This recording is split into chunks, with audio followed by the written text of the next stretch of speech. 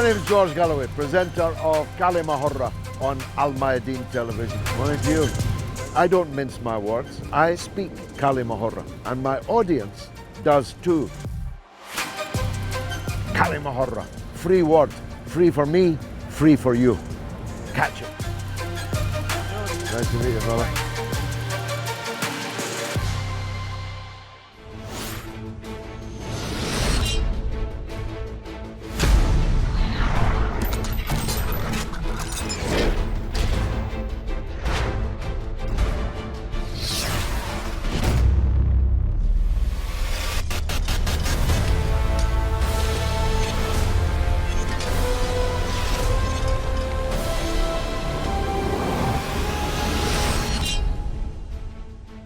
Welcome to كلمة with me, George Galloway, coming to you from London on الميادين television, but talking about events unfolding around the world of particular importance in the Muslim world. What lies behind the provocative burnings of the Quran in Sweden, and for that matter in Denmark? Is it merely an excess of liberal zeal for freedom of speech and expression?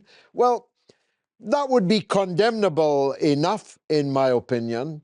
People should not have their religion, their prophets, and so on, routinely and for no reason that can be ascertained, insulted, denigrated, and the rest.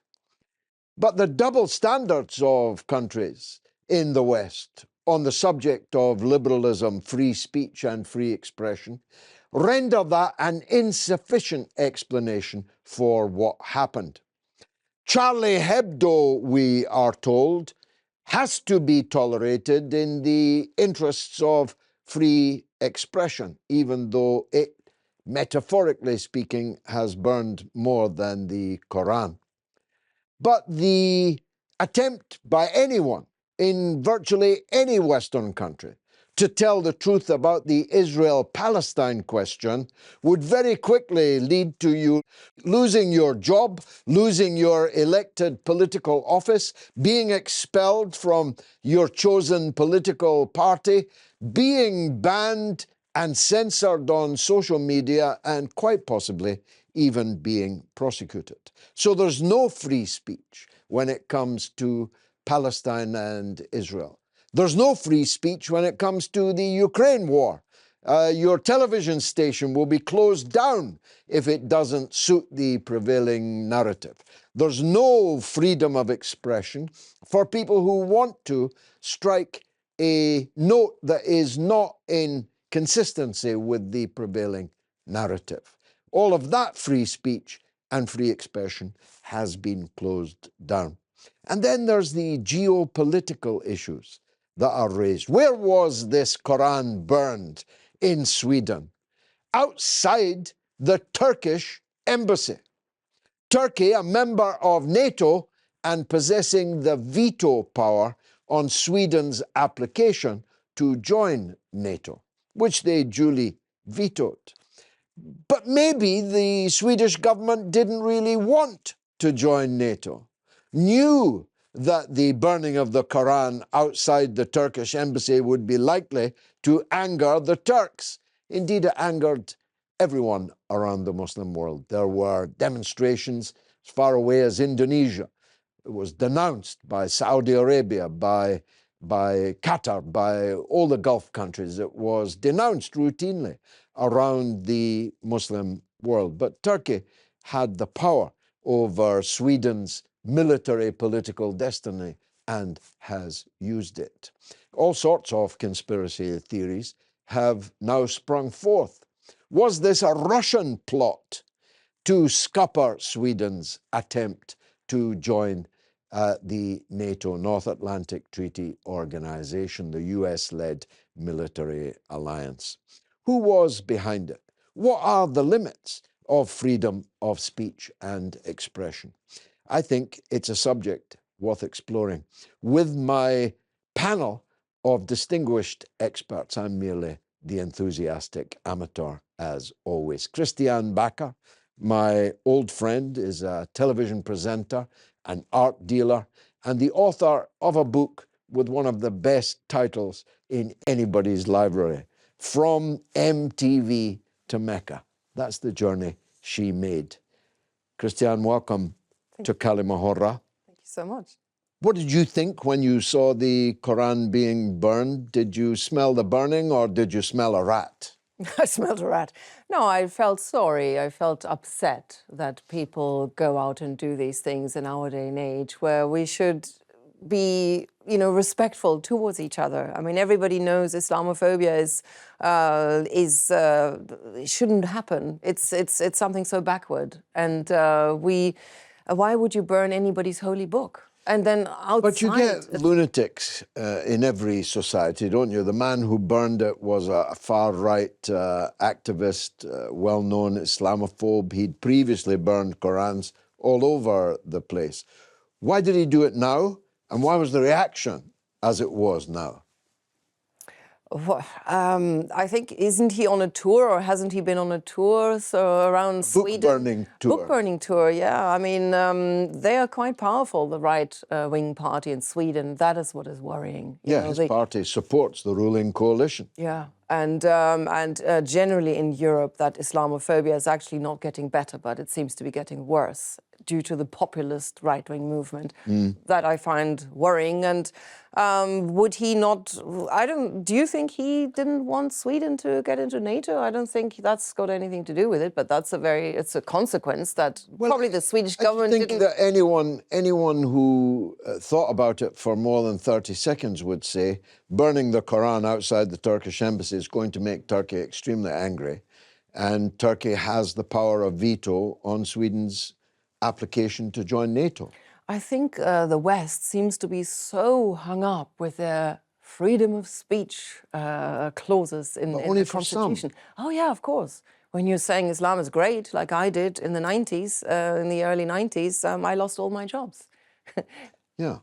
And it's a double standard. Somebody liked one of my tweets about Palestine and has just been kicked out of the Labour Party for liking a tweet of mine about Palestine. Not kicked out of the party, but kicked out as a candidate for the local elections in Stoke in May. We'll come back to these deeper questions. Murad Qureshi, you were a member of the London Assembly under both Ken Livingstone's mayoralty and Boris Johnson. London is a place where these kind of things happen, and indeed counterpoints to them happen. If you don't mind my saying so, you're a kind of liberal fellow. Do you stand up for the rights of people to burn any book they like? Let's get the history right. Most of the book burners in European history have been fascists. And it's quite clearly the case in this instance as well. And there's been a clear pattern all the way through history, from the Nazis and the book burning they did in the 30s. So that's how I categorise people when I hear book burning, whatever complexion and whatever they may be. And I, as a liberal Muslim, will defend the Quran in this respect, that actually, to its credit, I would suggest, it does mention Aisha, Jesus Christ, over 70 times, and Musa, Moses, over 100 times. Now, many of these buggers won't know this or appreciate this, or the Islamophobes, but it just shows, I think, Islam's relationship with the Christian-Jewish tradition. It's always been in that family, whereas I think most people don't even appreciate that. I think the best thing I can do, and what I've always done with platforms like this, is explain that. I'm no theologian, but I know that much, and I was taught that much by my parents. Batul Sobeiti is an energy engineer, a particularly important field nowadays, but also a political analyst and writer and human rights activist. Go on, say what you were going to say. Freedom of expression is all about expressing your thoughts, your ideas, your philosophy. It's not about trespassing on other people's rights. It is not about attacking what others consider to be holy. And it's certainly not about creating an environment of intolerance, an environment of hate, and an environment where the seeds of sedition are being provoked, right? We all know the famous mantra, divide and conquer. As a prerequisite to imperialist states conquering, they would essentially divide society. So these these have a real tangible impact on the ground. Or if we look at color revolutions and coups, right, a prerequisite to that is causing soft war strategies like psyopses and psychological operations that can cause discords between the nations. And look, Sweden comes and it heralds itself as a multicultural society, right? It speaks of, on the 1970s, for example, how it opened, immigration cultural centers. In 2015, they allowed, I believe, over 150,000 refugees from Iraq, from Syria, from Afghanistan. So on the one hand, they talk about human rights and human values. And on the other hand, the aspects that really jeopardize the growth and the integration of this multiculturalism, the advancement of society, what allows the seeds of discord and ultimately the fueling of the far-right fanaticism that ultimately leads to terrorism being more rife. We know what the ramifications of these actions are. History speaks for itself. For these issues, there seems to be a contradiction between the two. So the way that I would label and frame the issue of attacks on religion of this magnitude as a hate crime, in the same way that we talk about racism and sexism as being discrimination that is of a hate crime nature, that should be prosecuted. Likewise, here you are tapping into the sensibilities of billions of individuals across the globe. And I would argue that it's actually more offensive to actually attack something that individuals consider sacred to their heart than, for example, the color of their skin. So I'd argue that this is actually something worse, given the ramifications that it's having on wider society and the breakup of essentially the moral fabric. Well, is it more of an attack than occupying the Al-Aqsa Mosque in Jerusalem, for example, desecrating it, armed settlers firing weapons in it? Yet none of these Muslim countries broke their either overt or covert relationships with Israel when these things happened. The point I'm trying to make is, why does everyone get so hot under the collar about a solitary far-right fanatic burning the holy book, and yet are perfectly happy to maintain even official diplomatic relations with a state which is occupying one of the holiest places in Islam? Is that not hypocrisy? Right, absolutely, because Islam isn't the determining factor and the true identity for the people and the society. I would argue that probably the Islamic Republic of Iran is the only country in which that is the case, because its principles overshadow its nation's interests. But in a place like Turkey, for example, it's more so symbolic. It uses Islam in the symbolic virtue sense, and we have to look at it from the lens of political interests and gains. So why is Turkey doing this right now? It's masking it under the cover of obviously not wanting Sweden to join NATO, because it wants to gain, certain concessions from Sweden, for example. We also have to look at it from the fact that this also bolsters the image of Erdogan for the Muslim Ummah, especially even for the Turks. When he appeals and says this is an attack on 85 million Turks within the country, he is sending a signal ahead of his election as well. Like, I am someone to be trusted. I am someone who will champion the rights of the Muslims on an international scene by words. But these are empty words, because the reality speaks for itself. If you support an occupation and you normalize with this occupation, that if you look at the majority of the people within the lands, even if we take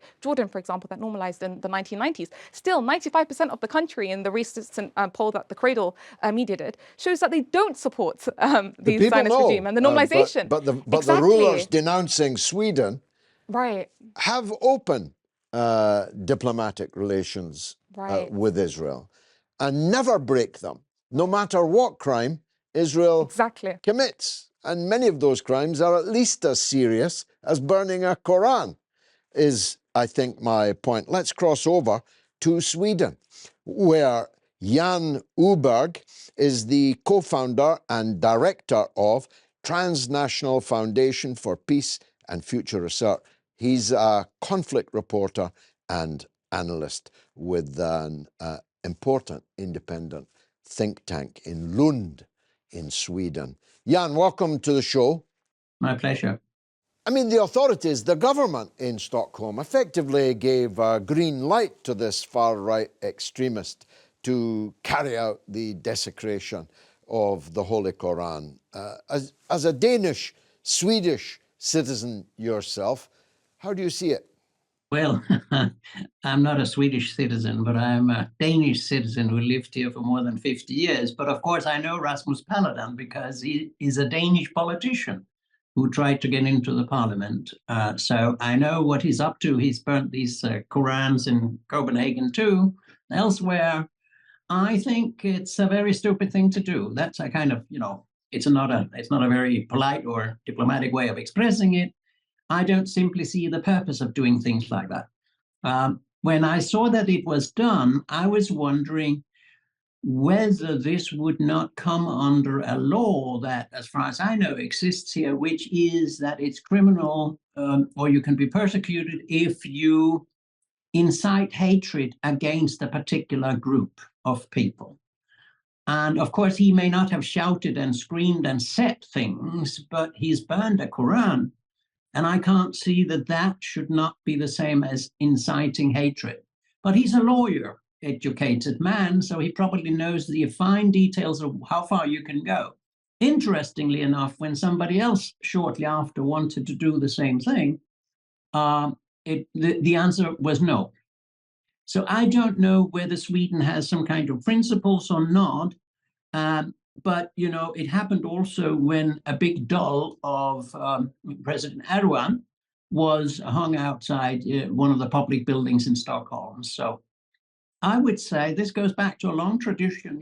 It goes back to the Danish cartoons, and it's very tragic to see that there are people in Europe who still are racist, who still run this kind of hatred mongering against Muslims, a group of people, a religion, and a national group that we have, the West has conducted warfare on again and again and again. I've been to these places with the exception of Afghanistan. I've been to Iraq, I've been to Iran, I've been to Syria, I've seen Bosnia, and I wonder why it is that we cannot grow up in Europe and behave ourselves. If some Muslim in Stockholm had burned a copy of the Bible, you should have seen the headlines. This incident happened in Sweden, carried out by a Danish, as you said. Is there any reason for that? I fail to remember whether he was once and for all prevented from doing these things in Copenhagen or in Denmark in general.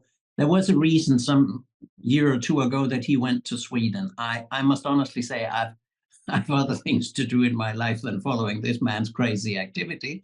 But I think Sweden should have learned also by now that if you want to live in security, and this is happening at a moment when Sweden has applied for NATO membership. So everybody's talking about security in this country. I don't believe NATO gives security, but that's another issue.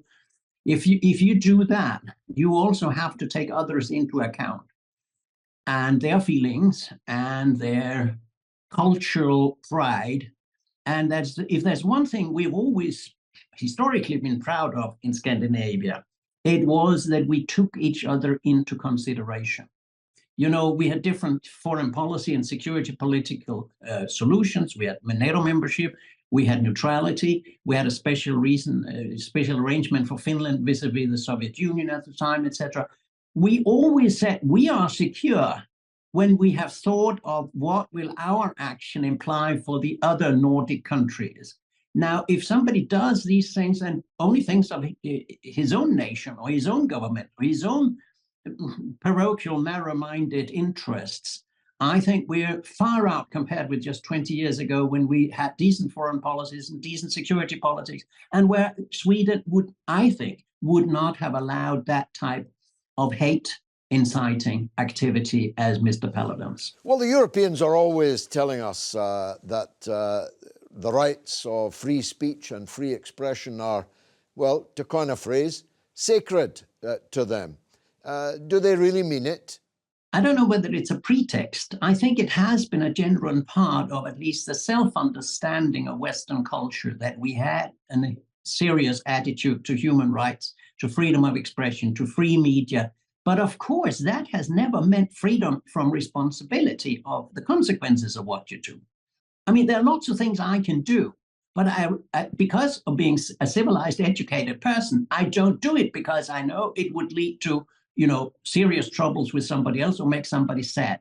Civilization is about being able to abstain from doing what you could do. Civilization is to say, no, I'm not doing this, although I could get away with doing it, but it's morally wrong. And if I look at how easy it has been to make, I don't know, 98%, 95% of West Europeans hate Russians in a few days.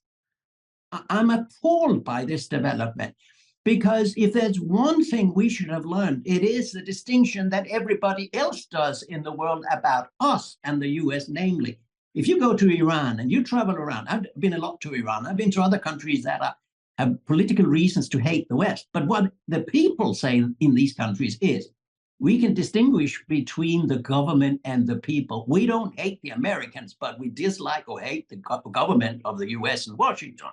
Now, if we are not that civilized in Europe that we can hate a whole 150 million Russians, because this is collective punishment with the sanctions, with the no musicians coming here playing, all these kinds of no tourists coming here anymore. This is a punishment of the whole people for what a leadership have done in something the same people call a dictatorship. In a dictatorship, the citizens are not responsible for what the leadership does. I don't subscribe to the idea that it's a dictatorship, but that's how people who hate consider it.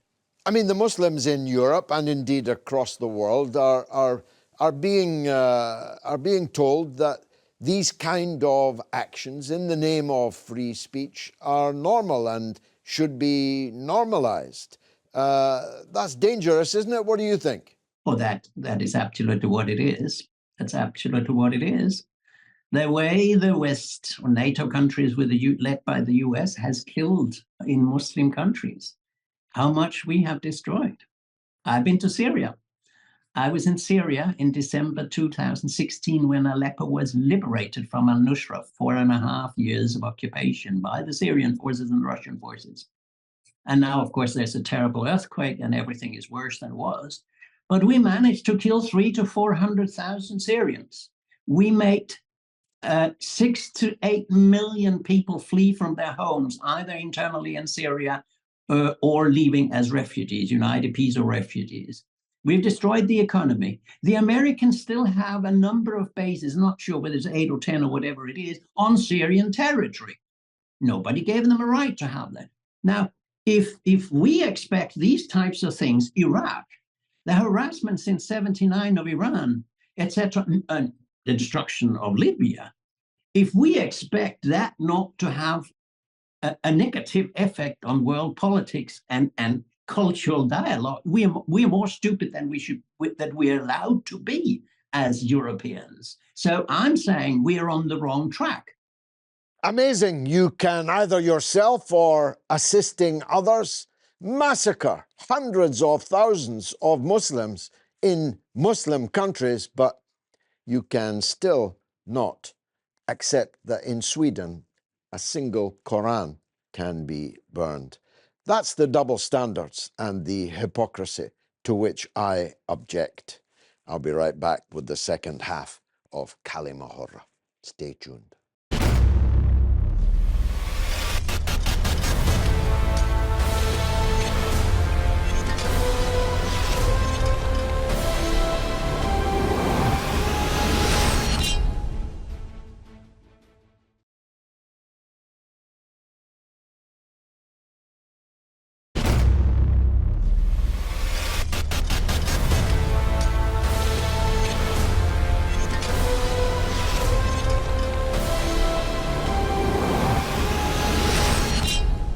You're watching كلمة on الميادين television with me, George Galloway, coming from London, but discussing Scandinavia, book burnings, and Muslim leaders' hypocrisies. Well, one man that I've worked with for decades knows a thing or two about these matters. He is Dr. Anas Altakriti. He's the CEO and indeed the founder of the Cordoba Foundation, which aims to bridge the gap of understanding between the Muslim world and the West. Good luck with that. Dr. Anas, welcome to the show. It's an absolute pleasure, George. Thank you very much for inviting me. Dr. Anas, why did the Swedish government allow a far-right political figure to burn a copy of the Holy Quran? Where is this hate coming from? I mean, it's undoubtedly an act of inciting hatred. There's absolutely no question about it. Although that Sweden and some commentators, and definitely those who supported Rasmus Paludan in his despicable act, tried to parade this as some sort of glorification of freedom of speech or freedom of expression or the such. But in reality, it did nothing but to incite hatred, to legitimize to an extent the desecration of something that 2 billion people around the world hold quite holy, sanctimonious, sacred, quite dear to their hearts. The question that belies or beggars belief is, you know, why would a country only 10 years ago described as one of the most liberal, one of the most welcoming, one of the most open, one of the most, you know, open to migrants from around the world, but suddenly it feels that it's, by this act, feels that it's okay to hurt, to damage the relationship with, and to make okay to desecrate and to offend 2 billion people around the world. It's something that is absolutely unbelievable. Does this action and the Swedish police's reaction to it, namely to protect it, give a green light to any Swedish citizen to denigrate any religion in any way that it pleases? Well, I mean, you'd think that the ideal of freedom of speech goes across the board. I mean, that's what one would normally assume when talking about a country as advanced, as technologically sort of modeling itself and the such. You'd think that that is true.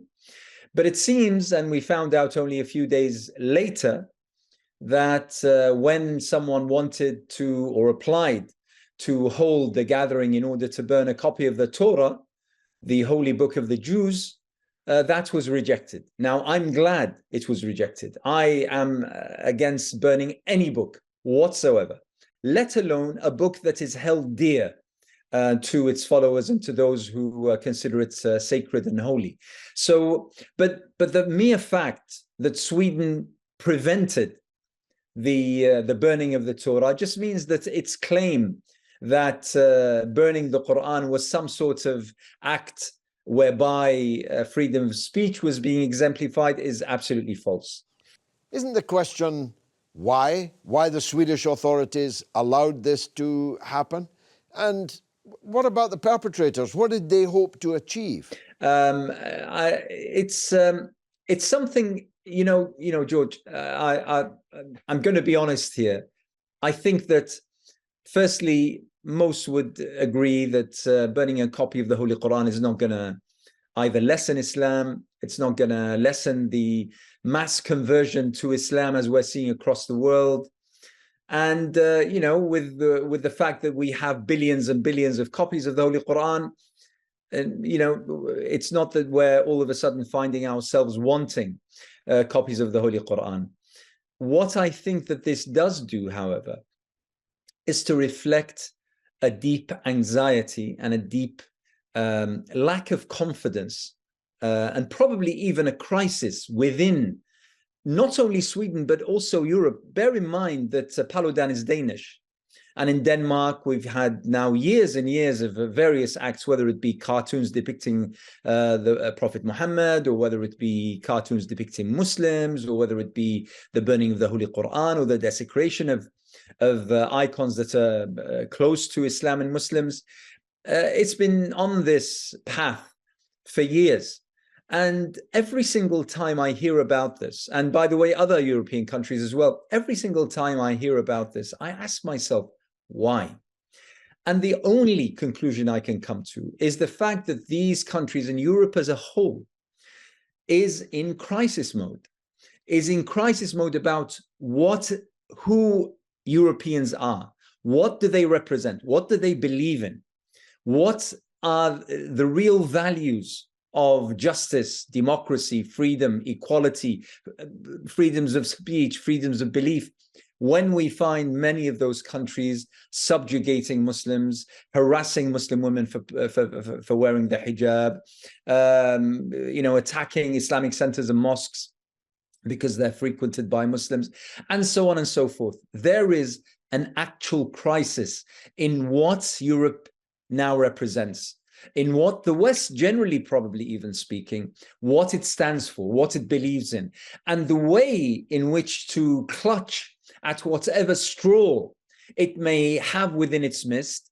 It's to propose that there is an other, and that other at this moment of time is conveniently Islam and Muslims, for whatever reasons they are. It's a way of justifying the wars, justifying the occupations, justifying the legacy of colonialism and of stealing and pillaging, the sources of countries, most of which happen to be Muslim countries.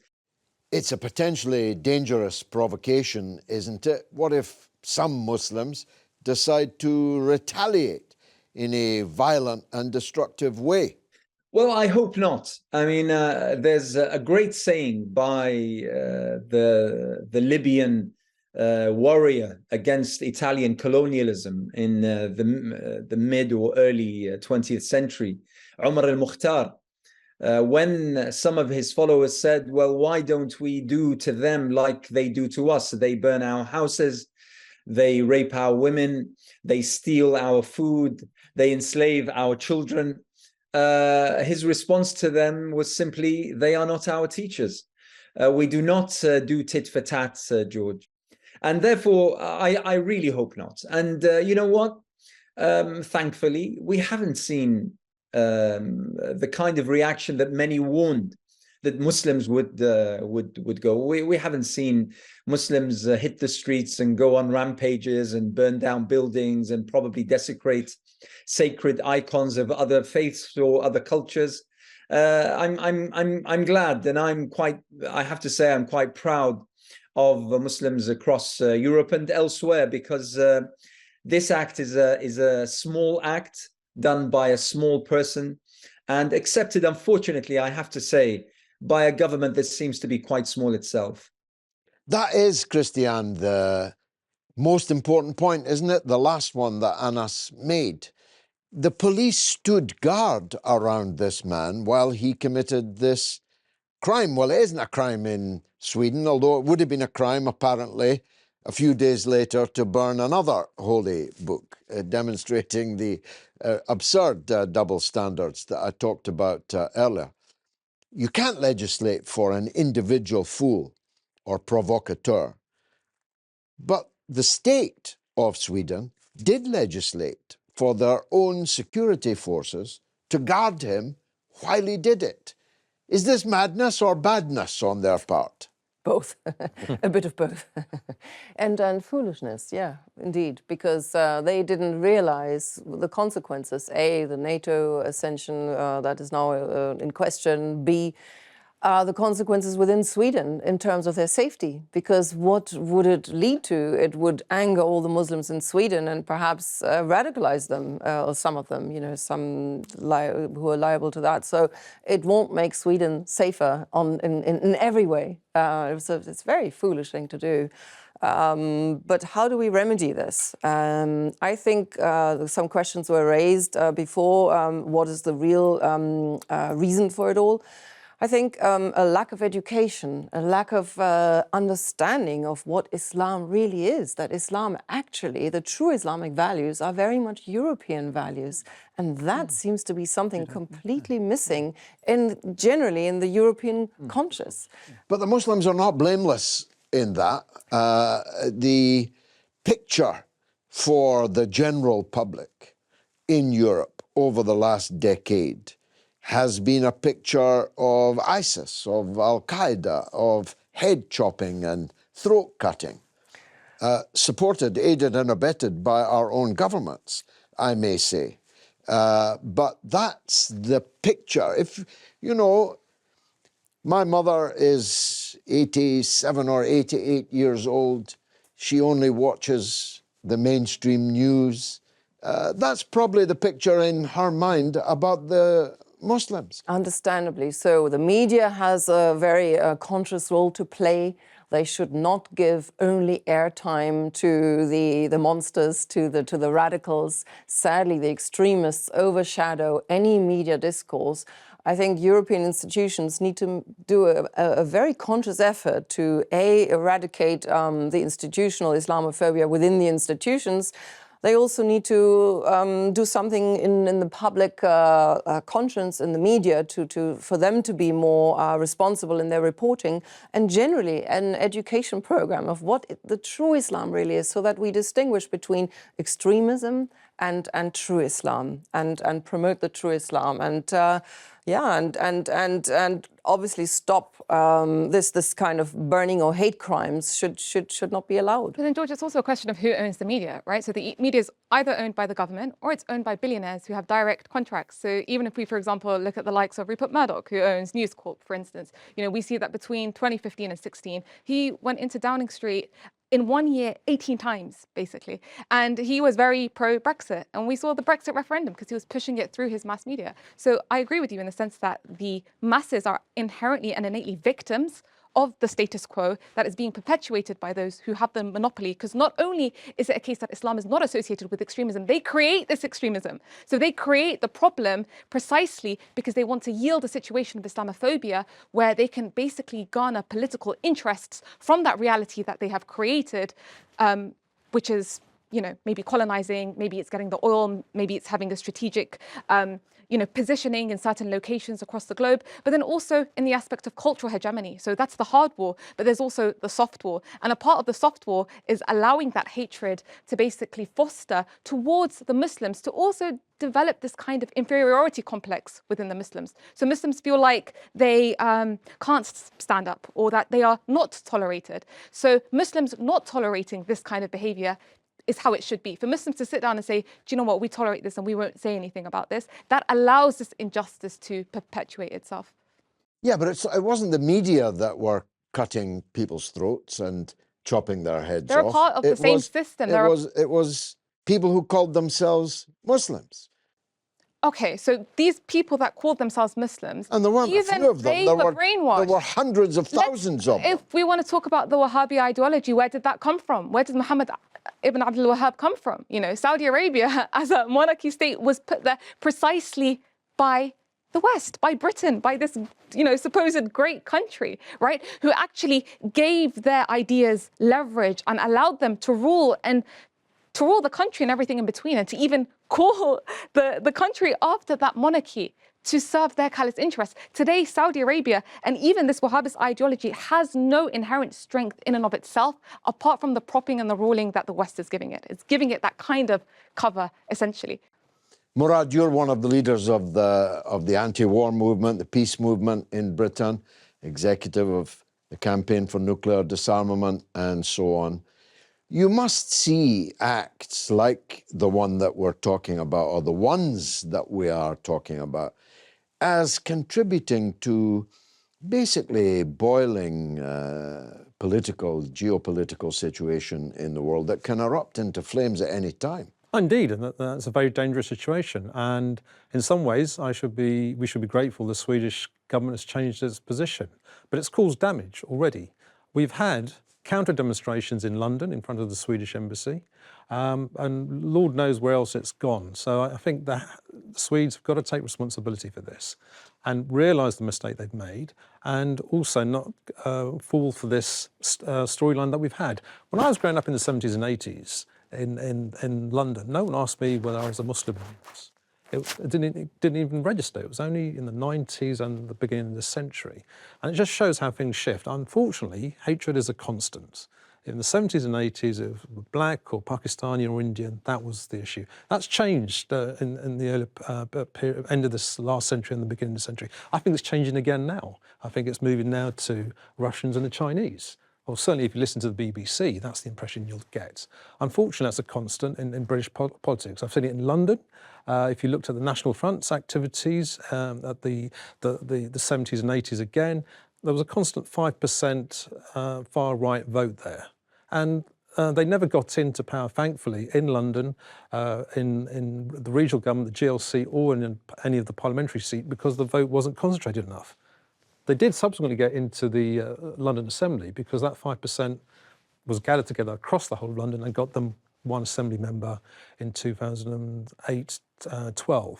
So unfortunately, this is it seems to be an inherent feature of many Western countries, and I think they need to be fully aware of this and the implications it has to all those various communities. At the moment, I've got to confess, I'm looking out, I think the Chinese communities getting a backlash at the moment. We've had this before with them, the yellow peril and things like this. That's where I think we've always had this, unfortunately, and it's always much easier to be attacking what's perceived to be an outsider when they're really not. And as I said earlier, when you suggested I was a liberal Muslim, if you look at the Quran properly in a theological basis, the emphasis of praise it gives to Isha and Musa, Christ and Moses, is something I don't hear enough about. And that's why I will always defend the Quran and defend the right for Muslims to say this is sacred to us. Well, Mary is mentioned far more times in There's a whole chapter on Lady Mary. in the Bible. But we come to, if you like, deeper issues of free speech here. We're all against what this fellow did. But what about the people who are against what we do? What about the people who say, well, you shouldn't hold a demonstration supporting Russia, and if you do, we'll ban you. You don't have that freedom of speech. There are profound issues of where freedom of speech begins and ends, aren't there? Don't we want our cake and eat it, is what I suppose I'm saying. Don't we want our characteristics protected? But we are more than happy to criticize, attack, offend other people's characteristics. I mean, I'm never done offending Joe Biden, for example. Someone might say, I'm being cruel to him because he's an old man. Do you see my point? That once you start banning things, where do you stop, and who decides who's to be banned and from what? Well, I think you make, where something sacred or holy is considered, you have to set a boundary. That should be off limits. And freedom of speech, but with a conscience. It can't be any kind of freedom of speech, no matter what. You can just insult and denigrate and, have some kind of decorum, some kind of morals about it, some consciousness, some conscience. So, but the sacred, that should be definitely the red line. And that's completely different to political issues. Political issues are always up for criticism. I mean, what is our problem with the media? It's because the media is not free and fair.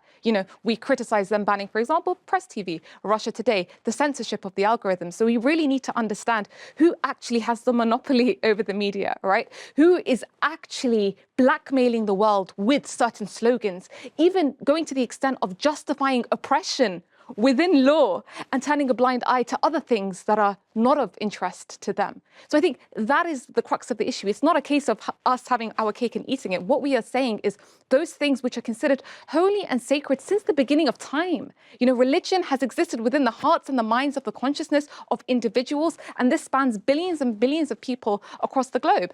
And so I think even labeling it as like hypocrisy, I feel like that's like the minimum level, because issues that are of political interest to them, that affect minority groups. Let's take, for example, the LGBT issue, for example, that affects minority people. But because there's a real political interest for governments to be proponents of it, and especially in the past decade, you see that it is being imposed upon people that don't even agree with it. Because, for example, Abrahamic faiths don't agree with that default position, but there's a kind of imposition. So, we saw that with the World Cup in Qatar, for instance, them having the One Love band, many people making that stance, not accepting it.